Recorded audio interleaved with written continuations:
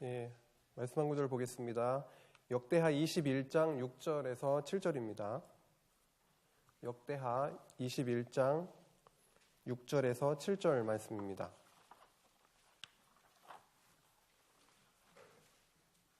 다 찾으셨으면 같이 합독하시겠습니다. 역대하 21장 6절에서 7절 다 찾으셨죠? 예, 시작.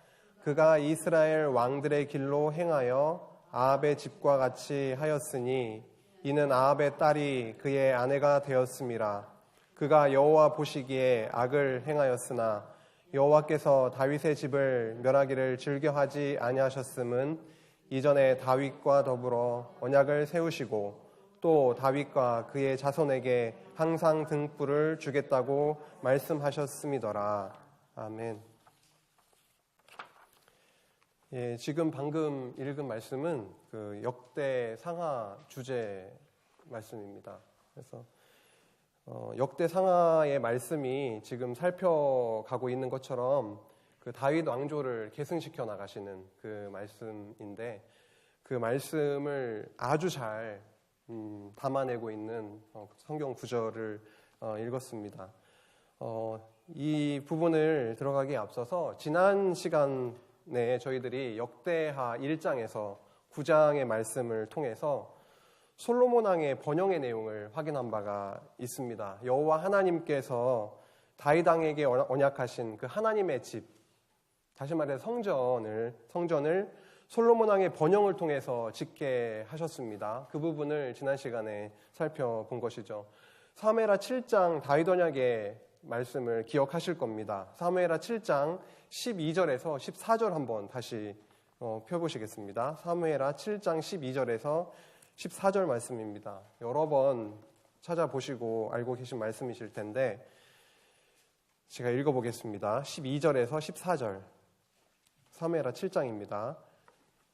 내 수완이 차서 내 조상들과 함께 누울 때에 다윗이 그렇게 된다는 것이죠. 내가 내 몸에서 날 솔로몬입니다. 내 씨를 내 뒤에 세워 그의 나라를 견고하게 하리라. 그는 내 이름을 위하여 집을 건축할 것이요 집을 건축할 것이다라고 예언을 하시고 그대로 솔로몬을 통해서 지난 시간에 살펴본 것처럼 성전을 건축하게 하셨습니다. 나는 그의 나라 왕위를 영원히 견고하게 하리라.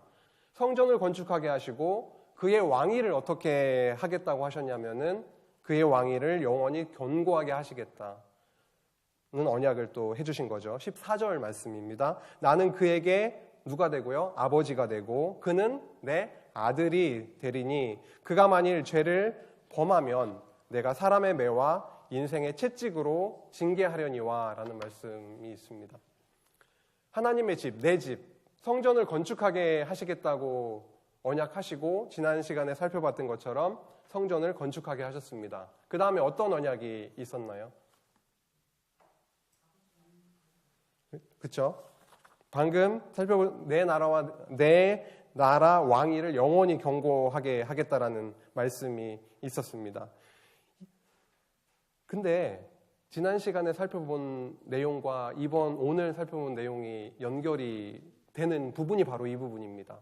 내 집을 지켜야 하겠다라고 한 다음에 내 나라의 왕위를 영원히 견고하겠다라고 하셨잖아요. 그 부분이 오늘 살펴보게 될 분국시대의 보호인 것입니다. 분국 상태에서 다윗 왕조를 끝까지 보호하시고 존속시키심으로 언약대로 다윗 왕조를 계승시키시게 되는 거죠. 그래서 통치 언약을 성취해 나가시는 겁니다. 여기 오늘 역대하 부분이죠. 다윗 왕조를 역대상 말씀을 통해서 수립하신 후에 역대하 말씀을 통해서 어떤 핵심을 지금 보여주고 계시냐면 다윗 왕조를 어떻게 해 나가신다고요? 보호해 나가시는데 솔로몬 왕을 통해서 솔로몬 왕을 번영시키셔가지고 하나님의 집, 성전을 건축하게 하신 내용이 지난 시간에 살펴본 내용이고요. 오늘 하루에 다 살펴보지는 못하겠죠. 상당히 양이 많기 때문에 몇 시간에 걸쳐서 살펴보게 될 텐데 분국시대에도 여호와께서 어떻게 하신다라는 거죠? 다윗 왕조를 보호하신다라는 겁니다. 예, 그래서 존속해 하시고 결국은 그 다윗 왕조를 계승시키심으로 통치 언약을 성취해 나가신다라는 그런 흐름으로 지금 되어 있습니다. 그 맥락을 머릿속에 좀 담아 놓으시고 오늘 부분을 좀 살펴나가도록 하겠습니다. 오늘은 여호와 하나님께서 분국시대라고 하면 솔로몬 이후에 북이스라엘과 남유다로 이제 나눠지는 것이죠. 그 분국시대에 어떻게 다윗 왕조를 보호해 나가셨는지 거기에 이제 초점을 맞추시는 거죠. 일단 본문에 들어가면 그 내용이니까 어떻게 분국시대에 다윗 왕조를 남왕조 다윗 왕조를 보호해 나가셨는가라는 그 부분을 좀 집중을 하시면서 역대하 말씀을 통해서 그 부분을 살펴나가도록 하겠습니다. 방금 아까 읽었던 역대하 21장 6절에서 7절의 말씀을 보면은 여호와께서 다윗의 집을 멸하시기를 즐겨하지 않으셨대요. 왜냐하면 다윗과 더불어 세운 언약이 있었기 때문이고 7절 말씀에 있죠. 21장 7절에. 그리고 또 하나가 있는데요. 뭐냐면 다윗과 그의 자손에게 항상 등불을 주시겠다고 말씀을 하셨다는 겁니다. 두 가지 크게 이제 나눠지는 거죠. 다윗을 통해서 다윗에게 해주신 세우신 언약은 사무엘하 7장의 말씀을 통해서 확인할 수가 있습니다. 이름을 존귀케 해주겠다. 그 다음에 그 나라를 어떻게 해요? 평안케 해주겠다. 그리고 그 왕위를 영원히 견고케 해주겠다라고 하는 그 다윗 언약의 말씀 때문에 다윗 왕조를 멸하기를 즐겨하시지 않았다라는 겁니다. 또 한 가지는 열왕기상 11장 36절에 보면 아히야 선지자를 통해서 여로보암에게 하신 약속이 있습니다. 그 약속은 내 종 다윗이 항상 내 앞에서 여호와 앞에서 등불을 가지고 있게 하겠다. 등불을 꺼지지 않게 하겠다라고 하는 그 언약이 있다라는 거죠. 그 두 가지 언약 때문에 여호와께서는 다윗 왕조를 멸하시기를 즐겨하지 않으셨다는 겁니다. 다윗 왕조를 멸하시는 것을 즐겨하지 않았다라는 말씀은 다시 말해서 오늘 분국 시대에도 동일하게 다윗 왕조를 어떻게 나가신다라는 거죠? 멸하시지 아니하시고 보호해 나가신다라는 거죠. 그 말씀이 어떻게 성취되고 있는지 그거를 말씀을 구체적으로 살펴나가면서 좀 정리해 보도록 하겠습니다. 10장부터 28장은 분국시대에 어떻게 보호하셨는지의 내용이고요. 오늘 살펴볼 10장에서 12장의 말씀은 르호보암이 통치하는 시대 때 어떻게 여호와께서 다윗 왕조를 보호하셨는가 라는 부분입니다. 10장의 말씀을 좀 요약을 해보면 좀 어떤 내용인지 살펴보면 솔로몬이 죽습니다. 그 다음에 그의 아들인 르호보암이 이어받게 되는 것이죠. 근데 이스라엘 백성들이 르호보암에게 달려옵니다. 달려와서 요구하죠. 뭘요? 멍에 좀 가볍게 해달라고. 솔로몬 당신의 아버지 솔로몬은 우리의 멍에를 너무 무겁게 했었습니다. 그러니까 그 멍에를 가볍게 해주십시오라고 하는 요구를 합니다. 그런데 솔로몬이 두 부류의 사람들에게 의견을 듣습니다. 하나는 어떻게 하죠? 원로들의 의견을 들어보기도 하고 또 한편으로는 젊은 신하들의 의견을 들어보기도 합니다. 근데 결국은 어떻게 되냐면 젊은 신하들의 의견을 좇아서 나는 앞으로 이스라엘을 통치를 할 것인데 어떻게 통치한다고 하나요?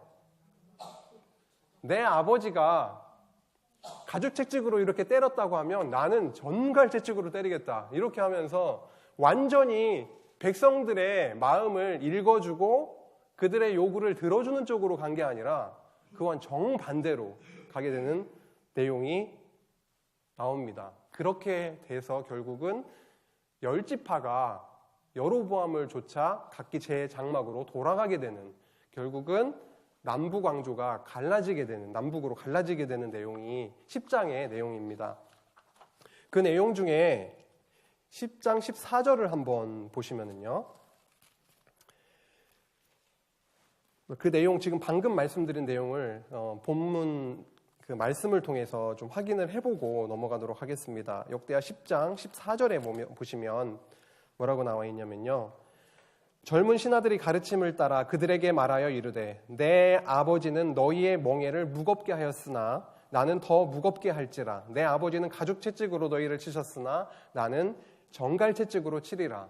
무시무시한 말을 하는 겁니다. 솔로몬 때도 지금 굉장히 고통스러웠는데 솔로몬보다 더 무거운 멍에를 짚게 되니까 얼마나 이제 충격적이었겠어요. 그래서 더 무거운 멍에 그리고 정갈 채찍이 기다리고 있다라는 이야기를 듣고 그 백성들이 두려움에 떨게 되는 것이죠. 근데 15절에 가보시면은요. 왕이 이같이 백성의 말을 듣지 아니하였으니 이 일은 하나님께로 말미암아 난 것이라. 여호와께서 전에 실로 사람 아히야로 하여금 느밧의 아들 여로보암에게 이르신 말씀을 응하게 하려 하심이라. 그런데 이러한 결과, 어떤 결과요? 젊은이들의 말을 듣게 된 결과. 원로들이 조언한 바를 들었으면은 백성들의 마음은 살 수 있는 거죠. 근데 젊은 신하들의 말을 들음으로 인해서 백성들의 마음을 사지 못하고 완전히 백성들의 마음과는 아주 멀어져 가는 그런 갈등의 구조가 생기게 된 것입니다. 그런데 한번 생각해 보면 다윗 왕조를 보호해 주신다 그랬잖아요. 다윗 왕조를 보호해 주시려고 하면은 저희 생각으로는 백성들과 잘 어우러져서 나라가 평안했으면 좋겠다라는 생각을 하게 되는데 여호와 하나님께서 다윗 왕조를 보호해 나가시는 과정 속에 있는 일은 뭐냐면 백성들의 원하는 것을 들어주는 게 아니라 오히려 그와 반대되는 길로 가게 되는 것이라는 거죠. 그런데 이것은 누구로부터 온 일이냐면 하나님께로부터 난 것이라고 말씀을 해주시고 있습니다. 무슨 목적으로요? 무슨 목적으로? 이미 아히야 선지자를 통해서 여로보암에게 해주셨던 그 언약을 성취하시기 위해서. 저희들이 생각하고는 완전히 다르죠. 이렇게 됐으면 좋고 이렇게 가는 것이 올바른 길인 것 같은데 여호와 하나님은 그거 완전히 다른 길로 가게끔 하시는 거죠. 그 목적은 뭐냐면 여호와 하나님 당신을 드러내시기 위해서 세우셨던 그 언약을 성취하시기 위함이죠. 그런 것으로 보아 우리 인간의 눈으로 일이 잘 되고 못 되고는 여호와 하나님께서는 관심이 없으신 거예요. 여호와 하나님 당신을 드러내시는데 오로지 지금 집중하고 계시는 거죠. 그래서 아히야 선지자의 언약을 이루시기 위해서 솔로몬에게 어떤 생각을 주셨냐면 젊은 신하들의 마음, 그 의견을 듣게 하신 겁니다. 그래서 이제 남북이 분열되고 분국 시대가 시작되는 것입니다. 그런데 10장 17절로 보시면은 그러나 유다 사람들, 그래서 장막으로 다 돌아가게 됩니다. 16절에 먼저 보실까요? 온 이스라엘은 왕이 자기들의 말을 듣지 아니함을 보고 왕에게 대답하여 이르되 우리가 다윗과 무슨 관계가 있느냐? 이새의 아들에게서 받을 유산이 없도다. 이스라엘아 각각 너희의 장막으로 돌아가라. 이제 다윗 따를 필요가 없다. 아니 솔로몬 따를 필요가 없다. 너희 장막으로 돌아가라. 네, 르호보암을 따를 필요가 없다라고 하면서 그렇죠. 이제 너는 내 집이나 다윗이 이제 너는 내 집이나 돌보라 하고 온 이스라엘이 그들의 장막으로 돌아가게 됩니다. 이제 10지파는 여로보암을 따라서 북쪽으로 올라가게 자기 장막으로 돌아가게 되는 거죠. 굉장히 상황이 어려워진 거죠. 그런데 10장 17절에 보시면 무슨 말씀이 나오냐면 그러나 유다 성읍들에 사는 이스라엘 자손에게는 르호보암이 그들의 왕이 되게 됩니다. 모든 백성들이 다 떠나갈 수도 있잖아요. 그런데 유다만큼은 누구를 따르게 하냐면 르호보암을 따르게 한다는 겁니다.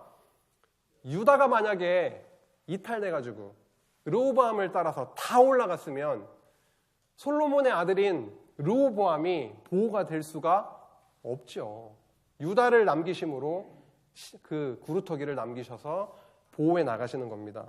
근데 여러 가지로 봤을 때 분리할 수밖에 없습니다. 10지파와 2지파의 관계니까요. 지금까지 10장을 간단하게 살펴봤는데요. 여호와께서 아히야 선지자의 예언대로 이스라엘의 10지파가 여로보암을 따라가게 됩니다. 그래서 분국되는 내용이 10장의 내용입니다. 11장으로 넘어가겠습니다. 11장은 주요한 내용이 여호와께서 아히야 선지자의 예언대로 이스라엘의 10지파가 여로보암을 따라가게 됩니다.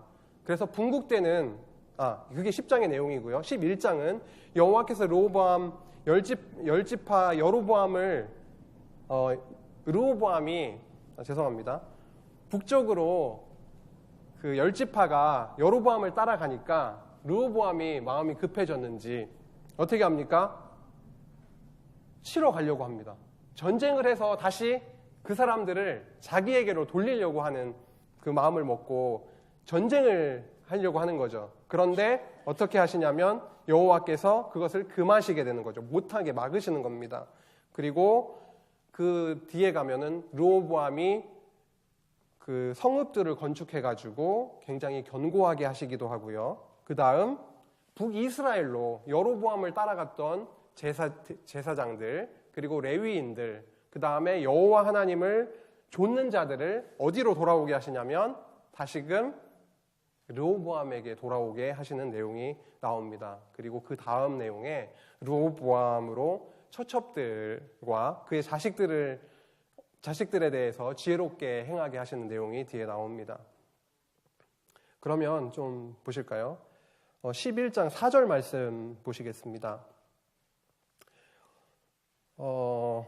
여호와께서 이같이 말씀하시기를 너희는 올라가지 말라. 너희 형제와 싸우지 말고 각기 집으로 돌아가라. 이 일이 내게로 말미암아 난 것이라 하셨다 하라 하신지라.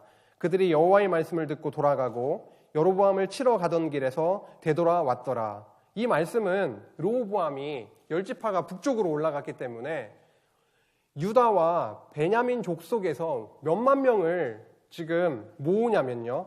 군인으로 모으냐면 어디에 나오죠? 1절에 나옵니다. 18만 명을 모으게 됩니다. 그런데 여호와께서는 이 전쟁을 막으시는 거예요. 지금 르호보암은 올라가서 전쟁을 해서 승리해가지고 백성들을 다시금 르호보암에게 돌아오게 하려고 하는 마음인데 여호와께서는 그걸 막으시는 겁니다. 왜냐하면 뭐라고 나와 있죠? 이 일은 여호와께로부터 말미암은 것이다 라는 그 말씀을 하고 있습니다. 당연하죠. 지금 남북으로 분열되는 것이 분국되는 것이 여호와 하나님의 뜻인 거죠. 그 뜻에 지금 뜻과 맞지 않는 그런 전쟁을 하려고 하는 것을 막으시고 다시금 그 전쟁을 막으신 다음에 르호보암을 강건케 해나가시는 경고케 해나가시는 내용이 뒤에 이어집니다.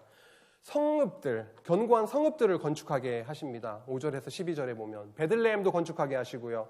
라기스, 헤브론 등등 많은 성읍들을 건축하게 하셔서 견고케 하시고요. 그 다음에 놀라운 내용이 뒤에 이어지는데 지금 남유다에는 그러니까 유다 르호보암에게는 성전이 있지 않습니까? 남쪽에 예루살렘에요. 근데 성전에서 제사 규례 수행이 되려면 누구누구가 있어야 되나요?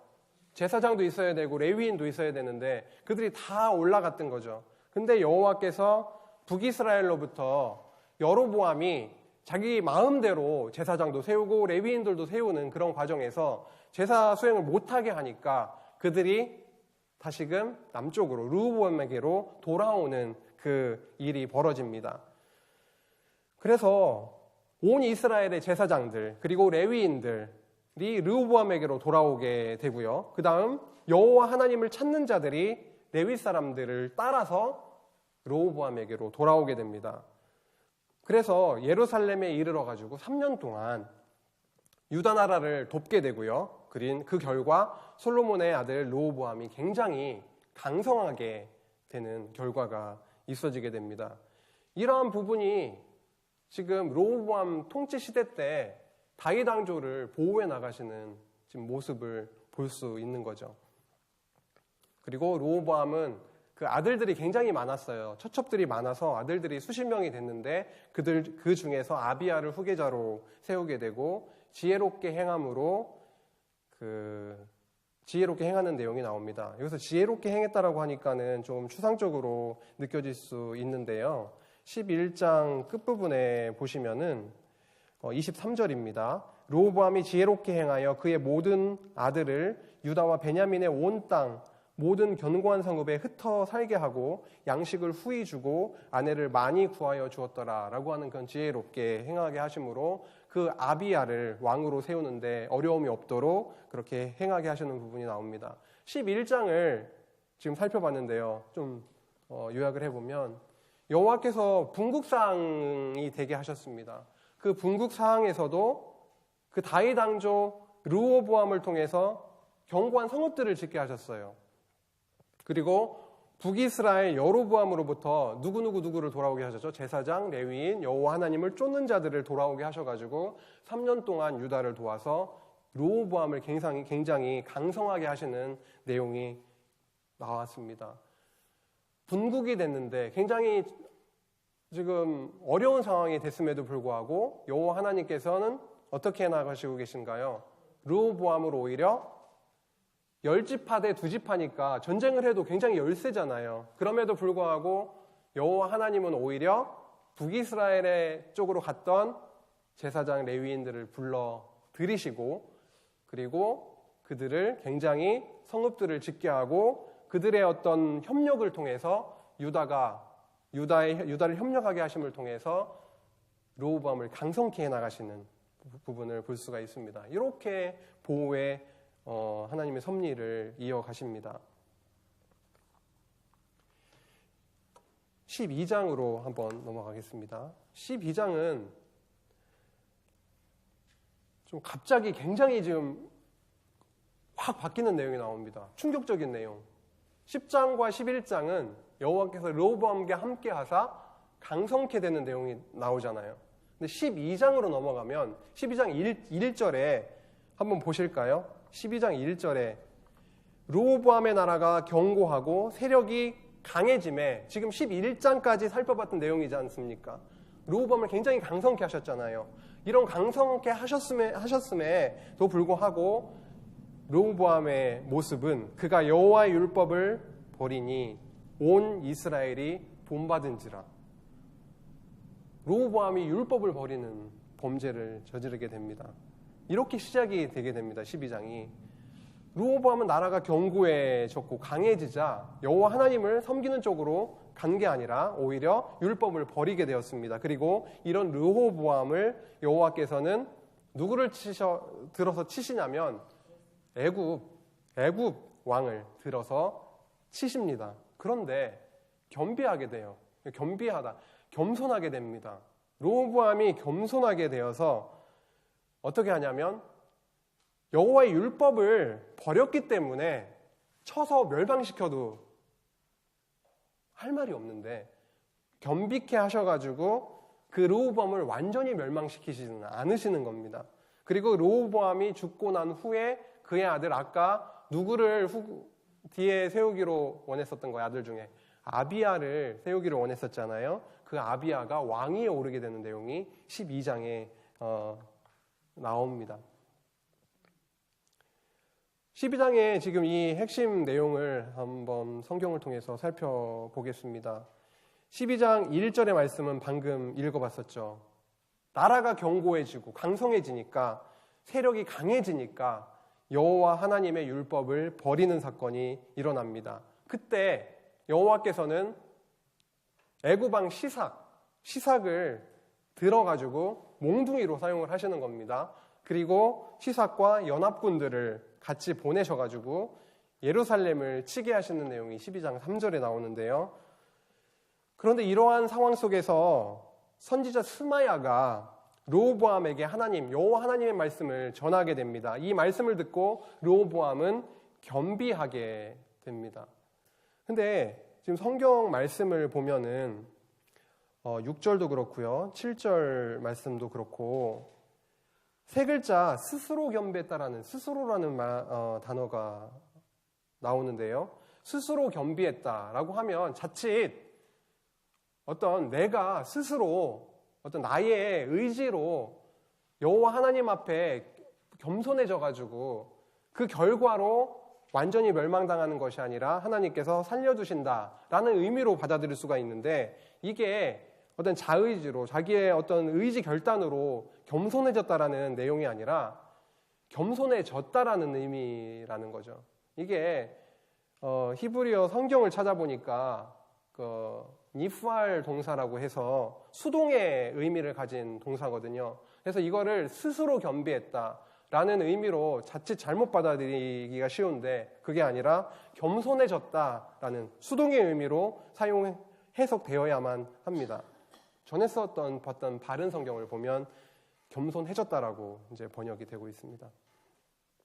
르호보암은 이런 어려움 속에서 자신을 보호하려고 스스로 겸비하려고 노력한 게 아니라 여호와 하나님께서 그 마음에 여호와 하나님의 율법을 버린 이후에 이방 왕이 와서 여호와 하나님의 인생의 채찍으로 치시니까 여호와 하나님 앞에 그 마음이 여호와 하나님이 그 마음까지도 겸손해지게 겸비케 하셔가지고 어떻게 했다고요? 완전히 멸망시키시는 것이 아니라 완전히 멸망시키시지 않고 살려주시는, 보호하시는 내용이 12장에서 나오고 있습니다.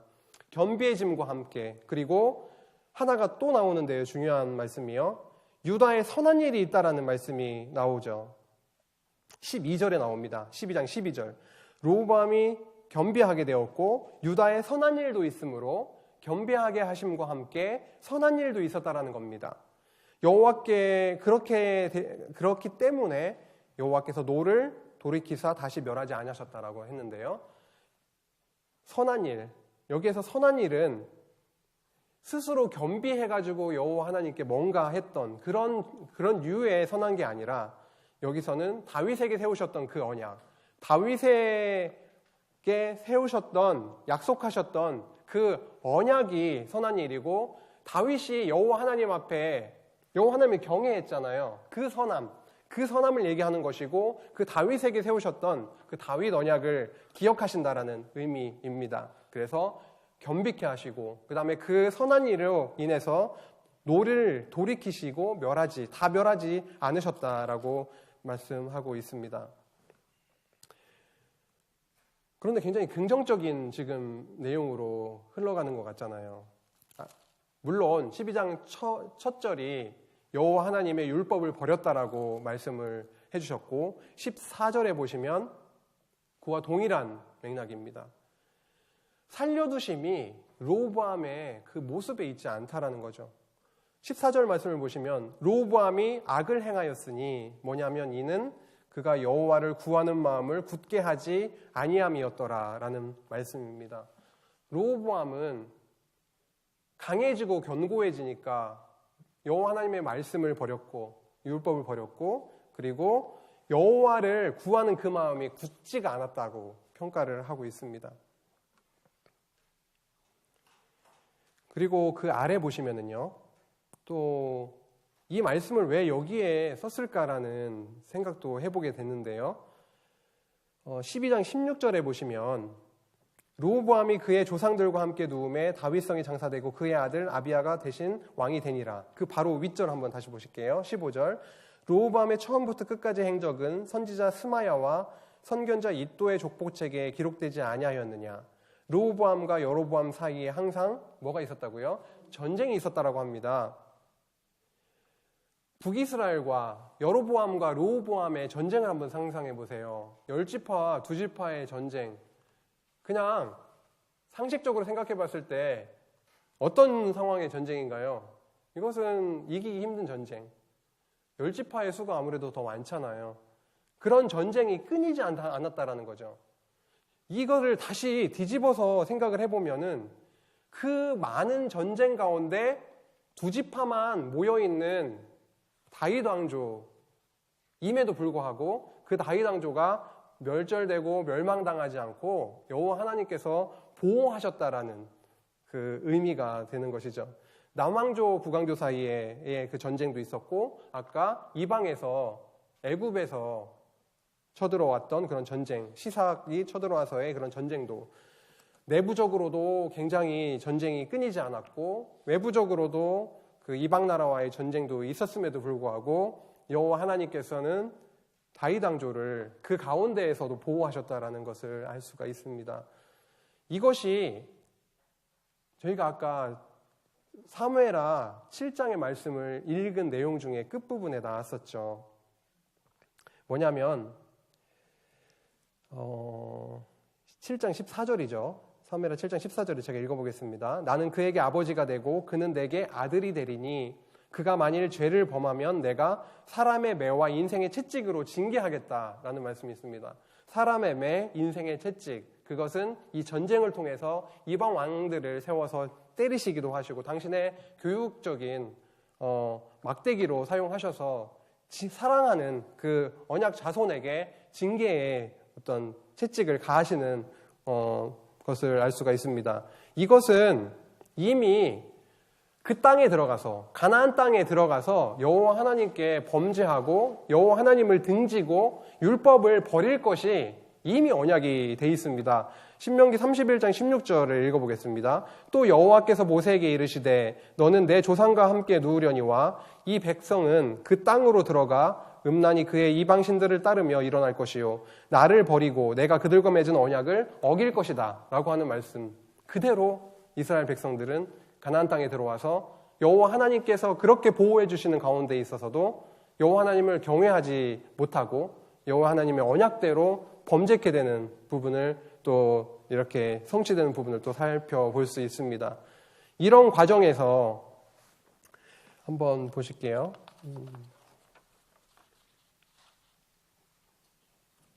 네, 지금까지 10장, 11장, 12장을 그렇게 르호보암이 통치했던 그 시대 때 여호와 하나님께서 어떻게 그 다윗 왕조를 보호해 나가셨는지를 살펴봤는데요. 그 부분을 한번 좀 포인트를 몇 가지, 4가지로 한번 정리를 해보고 오늘 정리를 하고자 합니다. 첫 번째로 르호보암이 다스렸던 그 시대의 여호와 하나님의 역사 섭리를 좀 보면은요, 모름지기 여호와의 언약과 성취의 내용임을 저희들이 지금 10장, 11장, 12장을 통해서 확인했습니다. 그중 하나 예를 들자면은 나라가 북이스라엘과 북쪽과 남쪽으로 분국이 됐잖아요. 근데 이 분국 상황을 혹자는 이렇게 말할 수도 있을 것 같습니다. 르호보암이 통치를 시작을 하게 되는데 실수를 범했다. 뭔가 판단착오다. 그가 젊은 신하들이 아니라 원로들의 말을 들었으면은 그 나라가 훨씬 더 부강해졌을 텐데 라는 생각을 할 수 있을지 모르겠어요. 그런데 그렇지 않다라는 겁니다. 이거는 르호보암의 판단착오요 실수가 아니라 이것은 0.0000001%의 오차도 없는 여호와 하나님의 작정과 언약의 성취였다라는 것이죠. 왜 남북으로 갈려야 되느냐? 이미 아이야 선지자를 통해서 어떻게 해요? 옷을 찢어가지고 10개 주시면서 10지파를 너에게 주겠다라고 언약을 하셨잖아요. 그 언약대로 예언대로 성취케 하시는 사건이었기 때문에 이것은 르호보암의 판단착오요 미스가 아니라 여호와 하나님께서 언약하신 대로 예언하신 대로 이루신 사건이라는 겁니다. 언약 성취의 사건이라는 것이죠. 이것 하나의 예죠. 오늘 살펴본 부분 중에서의 하나의 예입니다. 우리의 믿음의 대상은 이런 하나님이시라는 거죠. 한번 언약하시면 변치 않고 성취하시는 그런 존재라는 것이죠. 그분은 당신의 살아 존재하심을 이런 방식으로 알려주시는 거죠. 택한 백성에게. 그리고 두 번째입니다. 르호보암이 나라가 견고해졌습니다. 12장 첫 절에 살펴봤던 것처럼. 그런데 이렇게 세력이 강해졌을 때 그는 여호와의 율법을 버리는 치명적인 범죄를 저지르게 됩니다. 그러나 그러함에도 불구하고 여호와께서는 다윗 왕조를 완전히 멸망시키지는 않으셨습니다. 이는 범죄를 정당화시켜주는 것은 분명하게 아닙니다. 그거는 아닙니다. 때리시고 이방 나라들을 들어다가 채찍질 하시지 않습니까? 때리시고 싸매시는 과정을 통해서 죄악을 분명히 깨닫게 하시죠. 그리고 그 결과 다윗 왕조로 하여금 조건 없이 세우신 그 언약을 변함없는 사랑으로 성취해 주시는 여호와 하나님의 그 무궁한 자비하심을 깨닫게 하시는 겁니다. 우리의 모습으로, 르호보암의 모습으로 보면은 보호받을 만한 구석을 찾을 수가 없음에도 불구하고 아무 조건 없이 언약을 세우셨기 때문에 어떻게 한다고요? 변함없는 무궁한 사랑으로 자비하심으로 덮으신다라는 거죠. 하지만 그 과정에 있었던 범죄는 어떻게 해요? 그 과정을 통해서 때리시고 싸매시는 과정을 통해서 그 은혜를 깨닫게 해주십니다. 세 번째입니다. 분국시대가 되었습니다. 분국시대 그 이후의 일이죠. 여로보암은 10지파가 모여 있고요. 르호보암은 2지파가 모여 있는데 그 사이에는 끊이지 않는 전쟁이 있었다라고 나왔습니다. 그리고 이방 대적들과의 전쟁도 소개가 되었습니다. 그런데 여호와께서는 이러한 수적인 그리고 군사적인 열세 속에서도 다윗 왕조를 보호해 주셨다라는 것을 우리가 알 수가 있습니다. 그래서 그 결과로 보호해 주시지 않았다면 그 결과가 나올 수가 없는데 여호와께서 그러한 상황 속에서도 보호해 주셨기 때문에 르호보암이 죽은 다음에도 어떻게 했다고요? 그의 아들 아비야가 왕위에 오르게 되는 결과가 나옵니다. 역대하 내용 10장에서 28장 분국시대의 보호의 내용에 거의 모든 장의 끝부분 혹은 그 다음 장 1, 2절에 보면은 네 글자가 항상 나옵니다. 네 글자. 그의 아들이 왕으로 대신해서 세움을 받았다. 다윗 왕조는 언약대로 멸해지지 않고 견고하게 세워져 나가는, 보호되어져 나가는, 결국 존속돼서 다윗 왕조를 계승시키시는 그런 쪽으로 계속 이어져 나가는 겁니다. 실로가 오시기까지, 예수 그리스도가 오시기까지 그 왕조는 계속 보호됩니다. 그래서 르호보암이 죽은 후에도 아비야가 왕이 되는 것이죠. 이렇게 다윗 왕조의 보호, 역대하 내용이잖아요. 그 보호의 내용은 곧 다윗 왕조의 계승으로 이렇게 이어지고요. 그 계승은 아브라함에게 세웠던 그 언약, 세 가지 언약 중에서도 한 가지, 세 번째 언약인 통치 언약이 성취되는 것으로 이어지게 됩니다. 네 번째인데요. 다윗 왕조의 보호와 계승을 저희가 지금 살펴보고 있습니다. 여호와께서 다윗 왕조를 이렇게 보호해 나가시는구나. 그 중에서도 오늘은 르호보암 통치 시대 때의 모습을 살펴봤죠. 이렇게 보호하시는 과정을 통해서 계승해 나가시는데 다윗 왕조를, 그래서 통치의 언약을 성취해 나가시는데 이것은 구약에서 이루어지는 것으로 끝나는 것이 아니라 이것은 장차 오실 그리스도를 보내주시겠다라는 언약이 되는 것이죠. 그래서 훗날 구약의 언약대로 오신 예수 그리스도로 이 언약이 성취됩니다. 그리스도께서 통치 언약의 성취자로 오셔서 당신의 신령한 백성인 우리 성도들을 어떻게 하셔요? 통치하시고 그리고 보호해 주신다는 것이죠. 믿어지시나요? 이거 여호와 하나님께서 나를 지금 이 순간에도 보호해 주시고 있다는 것이 믿어지면 저희 삶이 재미가 있는 거죠. 감사하고 소망이 있고 나에게 지금 있는 그런 상황이 어렵고 고달플지로 그걸 뛰어넘는 기이한 일이 일어나는 거죠. 저희 삶 속에서 구약을 통해서 그림자적으로 보여주셨던 그 보호는 구약 안에서 다윗 왕조를 보호해 주시는 것으로만 끝나는 것이 아니라 그대로 그리스도를 통해서 성취가 된다라는 것이죠. 그것을 강변하고 있는 거죠. 구약에서는 이렇게 성취됐는데 장차 오실 그리스도께서 그것을 성취하시지 못하면 그게 그리스도 언약이 되지 않는 거잖아요. 그 말씀 그대로 그리스도께서 오셔서 보호해 나가시고 통치해 나가시는 것을 알 수가 있습니다. 사복음서와 예수에 의한 성취와 성령에 의한 성취 부분을 살펴보므로 그것이 확증되고 있죠. 실제로 우리 성도들은 저희가 인정을 하든 인정을 하지 않든 간에 변함없이 예수 그리스도의 통치와 보호하심 속에 있습니다. 그것을 우리의 삶 가운데 경험하고 느끼게 하시기를 간절히 바랄 뿐이죠. 그 하나님이 살아계신 여호와이심을 저희가 깨닫고, 뭘 통해서요? 이 말씀을 상고함으로 깨닫고, 나의 그 제한적인 어떤 머리의 사고와 경험 이런 게 아니라 특별 계시로 주신 이 성경을 통해서 여호와 하나님의 살아계심을 깨닫고 그분이 여호와이심을 깨닫고 그를 경외하며 살게 되는 그런 남은 한 주가 되기를 소원하면서 마치고 기도하도록 하겠습니다.